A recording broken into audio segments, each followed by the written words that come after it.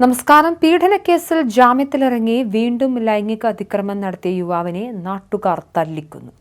ജാർഖണ്ഡിലെ ഛത്ര ജില്ലയിലാണ് സംഭവം. പ്രതിയെ തല്ലിക്കൊന്ന കേസിൽ 3 പേരെ പോലീസ് അറസ്റ്റ് ചെയ്തു. പ്രദേശത്ത് കനത്ത പോലീസ് സംരക്ഷണം. പീഡനക്കേസിൽ ജാമ്യത്തിലിറങ്ങിയ ശേഷം വീണ്ടും സമാന കുറ്റകൃത്യം ആവർത്തിച്ച കൊടും കുറ്റവാളിയെ നാട്ടുകാർ ചേർന്ന് തെരുവിൽ ക്രൂരമായി മർദ്ദിച്ചു കൊലപ്പെടുത്തി. ജാർഖണ്ഡിലെ ഛത്ര ജില്ലയിലാണ് നിയമത്തെ കയ്യിലെടുത്തുള്ള ജനങ്ങളുടെ ഈ പ്രതികാരം അരങ്ങേറിയത്. മുൻപ് നടത്തിയ ഒരു ലൈംഗിക അതിക്രമ കേസിൽ ജയിലിൽ കഴിയുകയായിരുന്ന പ്രതി ദിവസങ്ങൾക്ക് മുൻപാണ് ജാമ്യം നേടി പുറത്തിറങ്ങിയത്.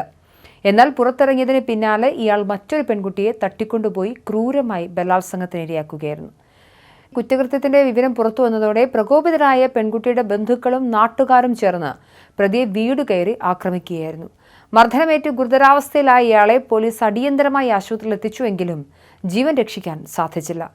2023 രജിസ്റ്റർ ചെയ്ത ഗുരുതരമായ പീഡനക്കേസിലെ പ്രതിയായ ഇയാൾ അടുത്തിടെയാണ് കോടതിയിൽ നിന്നും ജാമ്യം നേടി പുറത്തിറങ്ങിയത്.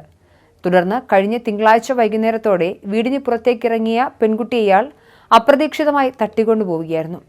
പെൺകുട്ടിയെ കാണാതായതോടെ വീട്ടുകാരും നാട്ടുകാരും ചേർന്ന് രാത്രി മുഴുവൻ പ്രദേശമാകെ തെരച്ചിൽ നടത്തിയെങ്കിലും ഇയാളെയും പെൺകുട്ടിയെയും കണ്ടെത്താൻ കഴിഞ്ഞിരുന്നില്ല.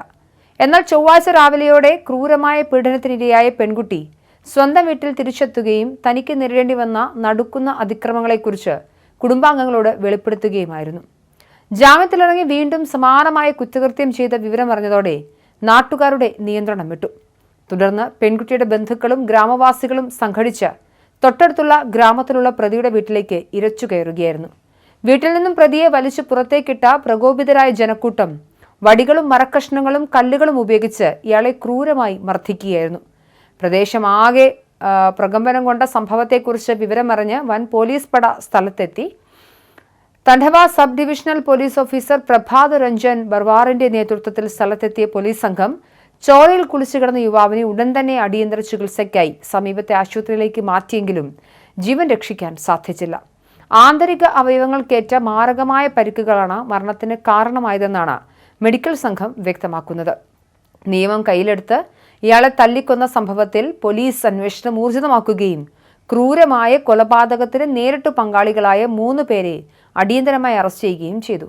കൃത്യത്തിൽ പങ്കെടുത്ത മറ്റാളുകളെ കണ്ടെത്തുന്നതിനായി പ്രദേശത്തെ ദൃശ്യങ്ങളും മറ്റും പോലീസ് സൂക്ഷ്മമായി പരിശോധിച്ചു വരികയാണ്. സംഭവത്തിന് പിന്നാലെ ഗ്രാമത്തിൽ കടുത്ത സംഘർഷ സാധ്യത നിലനിൽക്കുന്നതിനാൽ മുൻകരുതലിന്റെ ഭാഗമായി പ്രദേശത്തുടനീളം വലിയ തോതിൽ പോലീസിനെയും വൻ സുരക്ഷാ സേനയെയും വിന്യസിച്ചിട്ടുണ്ട്.